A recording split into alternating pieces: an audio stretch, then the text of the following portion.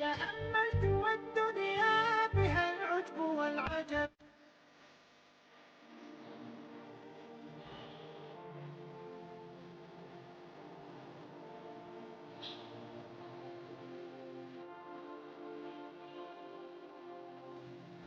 আসসালামু আলাইকুম। কেমন আছেন সবাই? আশা করি আল্লাহর অশেষ রহমতে ভালো আছেন। আমার রুমে একটা যুদ্ধ চলতেছে। তো এই যুদ্ধের ভিডিওগুলি আগের ছিল। তো আমি এই ভিডিওতে এই ব্লগে এড করে দিচ্ছি। কারণ হচ্ছে এই কুইলগুলি বা এই কাঁথাগুলি আমার বড় ছেলের রুমে ওর আলমারিতে ছিল। তো ওই আলমারিটা আমি একটু খালি করছি আমার বাবার জন্য। তো সেজন্য ওইটাকে খালি করে এই জিনিসগুলি কম্বলের ব্যাগে ঢুকিয়ে আমার খাটের নিচে রেখে দেব। এগুলি তো বছরে একবার লাগে এর জন্য। এসব বড়লোক কাজ তো একা করা যায় না। আমার আমেনাকে নিয়েই করছি। তো ওই যে যুগ যুগ ধরে আমরা প্রত্যেকটা ঘরেই যেটা থাকে তোশকের নিচে এই ব্যাগগুলি, তোশকের নিচে এটা সেটা ঢুকিয়ে রাখা, সেটা আমার ঘরেও কিন্তু ব্যতিক্রম না। এটা চলে আসছে যুগ যুগ ধরে, এখনও চলছে, চলবেই এটা আর কি। তো ম্যাট্রেসটা উঠিয়ে নিচ্ছি। আর এই খাটটা তো আমার অনেক পুরনো, প্রায় 20 বছর আগের খাট মনে হয়। আমি প্রথম ঢাকায় আসার পরে এই খাটটা নেওয়া হয়েছে। তো এই খাটের ম্যাট্রেসটা উঠিয়ে তারপরে আমি ইয়ে করবো আর কি, ওই যে ছানিটা উঠিয়ে ব্যাগগুলি ঢুকিয়ে নিব। এসব কাজ করলে একটা সুবিধা, এই যে অনেক দিন পরে 1 বছর পরে এটা উঠাইছি। তো এটার নিচে যে ময়লাগুলি এগুলি পরিষ্কার করা সম্ভব হচ্ছে। তো এর ভিতর পরিষ্কার করে এগুলি ঢুকিয়ে নিয়েছি। আর পরিষ্কার করার পরে আসলে দেখতেও ভালো লাগছে। যদি একটু উঠে আছে এগুলির চাপে, মানে মেট্রেসের চাপে বসে যাবে। তো এই আর কি একটা বড় কাজ করলাম। আর অনেকগুলি ময়লা বেরিয়েছে। তারপর বেডশিট তো দিয়ে দিয়েছি। এখন চলে এসেছি রান্নাঘরে। ওই যে উপর থেকে একটু পুঁই শাক নিয়ে এসেছি, যে 4টা করলা পেয়েছি। তো আজকে একটু কাঁঠালের বিচি দিয়ে এই পুঁই শাক দিয়ে মাছ দিয়ে রান্না করব। তার সাথে একটা পটলও দিয়েছি। বৃষ্টির কারণে ছাদে অনেকগুলো পুঁই শাক হয়েছে। তো টানা এই কয়েকদিন পুঁই শাকই রান্না করছি বিভিন্নভাবে আর কি। তো কাঁঠাল বিচি দিয়ে পুঁই শাক দিয়ে রান্নাটা আমার খুব মানে পছন্দ একটা সবজি বলা যায়। তো রান্না করতে করতে এ পর্যায়ে একটি আমরা দোয়া শিখে নিই। সেই দোয়াটি হচ্ছে, অনেকে বলেছেন যে এই দোয়াটি একবার পড়লে 90 বছরের গুনাহ মাফ হয়ে যায়। তো আমরা আশা করতে পারি ইনশাআল্লাহ আল্লাহ মাফ করবেন। দোয়াটি হচ্ছে রব্বি ইন্নি জালামতু নাফসি ফাগফিরলি।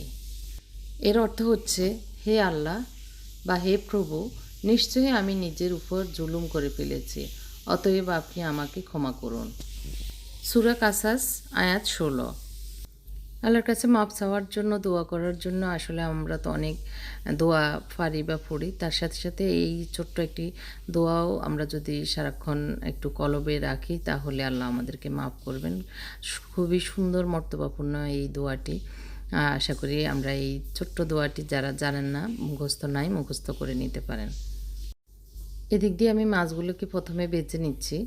একই প্যানে আমি সবজিটাও রান্না করে নিব। তো তার আগে এখন আমি পেঁয়াজ, রসুন যা যা লাগবে সবই বের করে নিচ্ছি। একটু মুরগির গোশতও রান্না করব পাশের চুলায়। তো মুরগির গোশতের জন্য আদা রসুনও বের করে নিয়েছি। তো ওদের জন্য হচ্ছে মুরগির গোশত, আর এই তো তার সাথে সবজি তো থাকবেই, মানে পুঁই শাকটা রান্না করব। তো এই সরিষার তেল বোতলে ছিল না, ওটা ঢেলে নিয়েছি। আর তেল বেশি আছে এই জন্য একটু তেল নিয়ে নিয়েছি। শাকে তো এত তেল লাগবে না, মাছ ভাজাটা হয়ে গেছে, আমি উঠিয়ে নিয়েছি।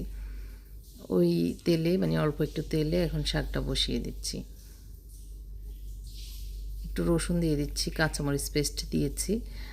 আর হচ্ছে এখন আমি লবণ, মরিচ, হলুদ এগুলি পরিমাণ মতো দিয়ে দিচ্ছি। শাক শাক সবসময় রান্না করার সময় হিসাব করে লবণ দিতে হয়। দেখতে শাক অনেক বেশি মনে হয়, কিন্তু রান্নার পরে তো কমে যায়। তখন অনেক সময় বেশি লবণ দেওয়ার কারণে শাকের যে টেস্টটা সেটা নষ্ট হয়ে যায়। তো আমি একটু পানি দিয়ে এই মশলাগুলি একটু কষিয়ে নিচ্ছি। তো এখন আমার মশলা এই সবজির জন্য যতটুকু দেওয়া দরকার দেওয়া হয়ে গেছে। বাকিগুলো এখন ফ্রিজে রেখে দিব। আবার মুরগির গোশত রান্না করব, তখন বের করব। মুরগির গোশতটা আর একটু পরে বসিয়ে দিব।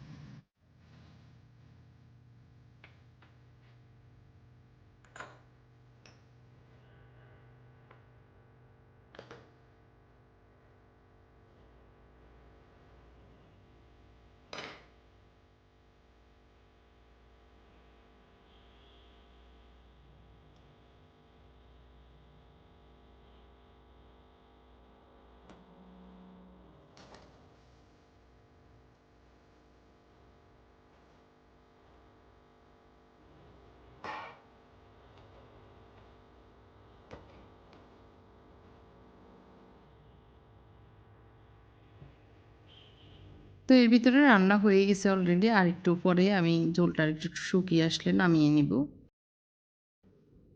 তো এখন আসলে নামাজ পড়ে আমরা খেতে চলে এসেছি। তো আমি সকালে একটু ভাজি ছিল সেটা নিয়েছি, আর হচ্ছে একটা রুটি নিয়েছি, শাক নিয়েছি। আর মুনতাসিরও খেতে বসেছে, ওর পরীক্ষা চলতেছে, পরীক্ষা দিয়ে এসেছে। তো এই তো এরপরে আসলে একটু শুয়েছিলাম।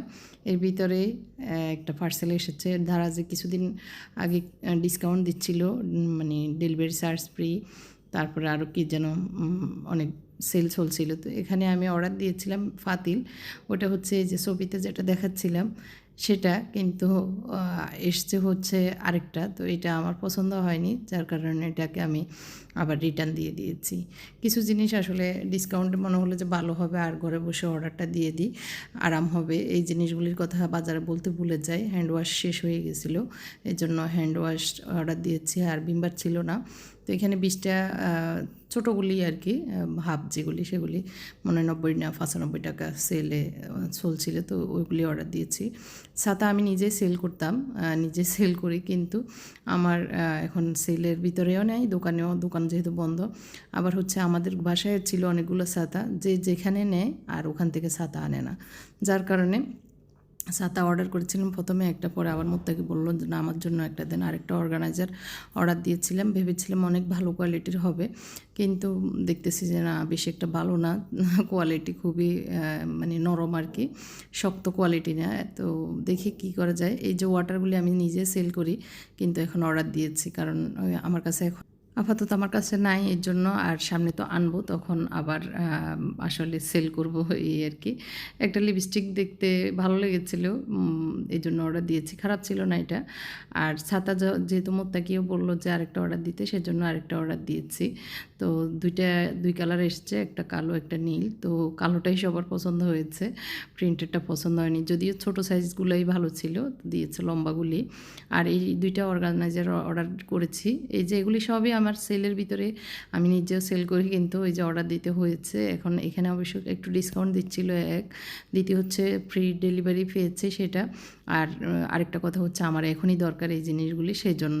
তো আসলে দরকার যখন থাকে তখন নিজের বিক্রি মাল হলেও সেটা নিজের জন্য অনেক সময় অর্ডার দিতে হয়। তো যাই হোক, এগুলি জায়গা মতো রেখে দিয়েছি। আর ওর অর্গানাইজারটা আমি যে জন্য অর্ডার করেছিলাম, এই যে এই ওষুধের ডয়ারটা এত বেশি হজবরল হয়ে আছে, এটাকে আমি একটু অর্গানাইজ করব এর জন্য। তো এখানে দেখতে পাচ্ছেন অনেক ওষুধ পুরনো নতুন ফুডে একাকার হয়ে আছে, যার কারণে ওই যে নতুন ওষুধ থাকলেও নিচে পড়ে যাওয়ার কারণে ঘাটাঘাটিতে মানে লুকাই যায়, যার কারণে মনে হয় যে শেষ, আবার আনতে হয়। তো এই জিনিসটা আমি কিছুদিন থেকে আসলে মানে অর্গানাইজ করব আর হয়নি, এর ভিতরে আম্মাকে নিয়ে দৌড়াদৌড়ি, সব মিলিয়ে আসলে এটা অমনোযোগী হয়ে গেছি এই বিষয়টা। তো এই জন্যই এই অর্গানাইজারটা কিনা আর কি। তো আমি ভেবেছিলাম ওই যে ছোটো ঝুড়িগুলো দিয়ে দিয়ে করব। তো আবার হঠাৎ এটা দেখে আসলে এটা অর্ডার করেছি, কিন্তু কোয়ালিটিটা খুবই বাজে ছিল। তারপরে যেহেতু নিয়েছি, আর চেঞ্জ করে নিয়ে অল্প টাকার জিনিস এই আর কি।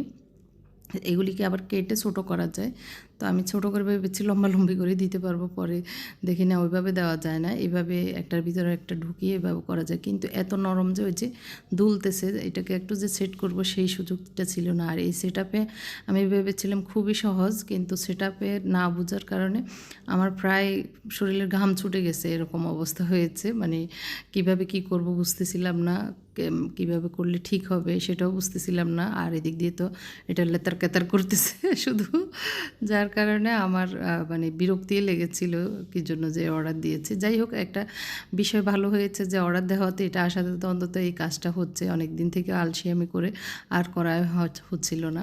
তো ওই কাজে আমার হাজব্যান্ডকে দিয়েছি, যেটা আমি বুঝতেছি না, ওষুধগুলিকে ডেট চেক করে করে আলাদা করা। তো ডেট দেখে যেগুলি দরকার নেই বা যেগুলি আমাদের প্রয়োজন নেই সেগুলি মানে আলাদা করা। তো যেগুলি ফেলে দেওয়ার এগুলি একজুটি হয়েছে। আমি তো দেখে খুব মানে কষ্ট পাচ্ছিলাম, কতগুলো ওষুধ আমাদের ফেলে দিতে হচ্ছে, ডেট ওভার হয়ে গেছে বেশিরভাগ। তো যাই হোক, গুছিয়ে নেওয়ার পরে এভাবেই এখন নিয়েছি। আর কেমন লেগেছে ভিডিওটি কমেন্ট করে জানাবেন। সবাই ভালো থাকবেন। আল্লাহ হাফেজ, আসসালামু আলাইকুম।